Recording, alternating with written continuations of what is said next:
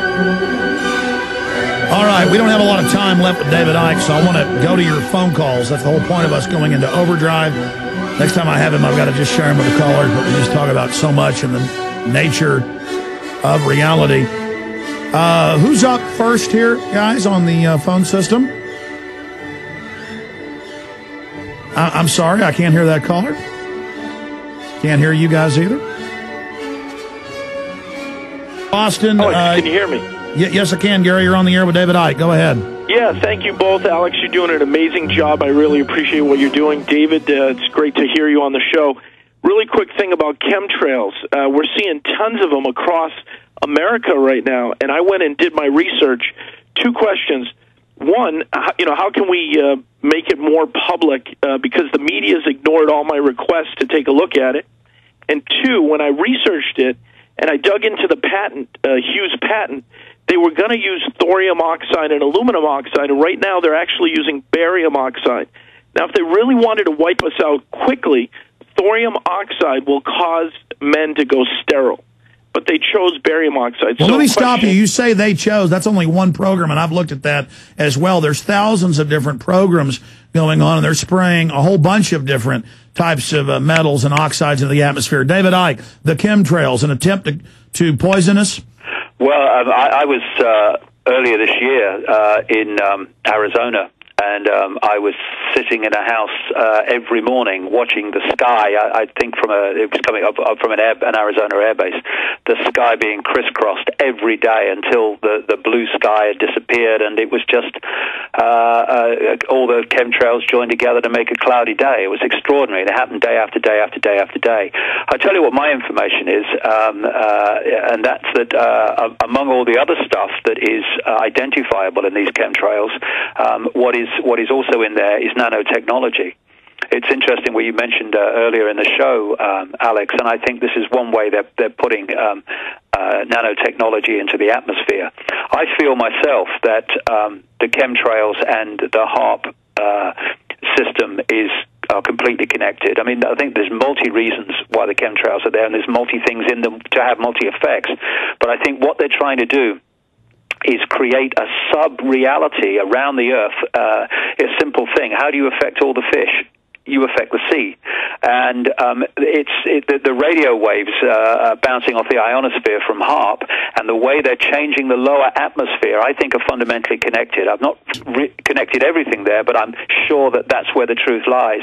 And it's to do with creating a sub-reality in which they can feed in these thought forms and thought messages through the radio waves on the frequency of the human body computer receiver transmission frequencies. So they're feeding realities into us that way as well. Well, we know that, I mean, I remember you talking about this over a decade ago, seeing government documents and patents, but I saw the Baltimore Sun like 7 years ago saying, oh, DARPA's going to put in U.S. cities towers with different wavelengths they found to calm people if there's ever an emergency. I mean, they are admitting they're doing this. This is not our opinion. Yeah, and you know, in They Live, where at the end of the movie they find that there's a transmission from the top of the TV tower, which is making it impossible for the public to see the real controllers. I think that is also massively based on truth, because the body computer has a receiver-transmitter frequency. If they can find technology, and of course they have, which can broadcast on that frequency, they're actually feeding information into the human mind. And of course, what do people think? They think it's their thoughts. And also, it can shut the human mind down, so it's not seeing certain frequencies on which certain things are happening, so that they're going on, and we can't even see them, just as They Live kind of symbolized. Well, David, I want to take a few final calls and let you go. We've taken enough of your time, but why did you wake up? Why did I wake up? Why do some people wake up and other people don't? Got a new list here. Let's talk to Leo. Leo, you're on the air with David Icke. Go ahead. Hi, this is Leo from Arcturus. Okay, let's not screw around. Go ahead and ask your question to David Icke, or I'm going to move on. Okay, I think we should start letting everybody know about Hitler's brown shirts being done in on the Night of the Long Knives, because that's how we get the police to understand that they're disposable. And as far as calling people sheeple, it's an insult to sheep. because sheep are way too smart to watch television, and we should call them asleeple because they're sleepwalking through life. I hear you, Leo. I appreciate your call. Yes, the elites. Why do elites always terminate the group that helped them bring in the tyranny? Because they don't want them either. I mean, you know, this is the thing about elites. They are as contemptuous, in fact, even more so, of those that blindly help them bring in their tyrannies as they are the general population that they tyrannize. They've got total contempt. You see, these guys see humans in terms of the way so many humans see cattle. And, you know, they use the cattle to help them control and tyrannize the rest of the cattle, but they're still cattle.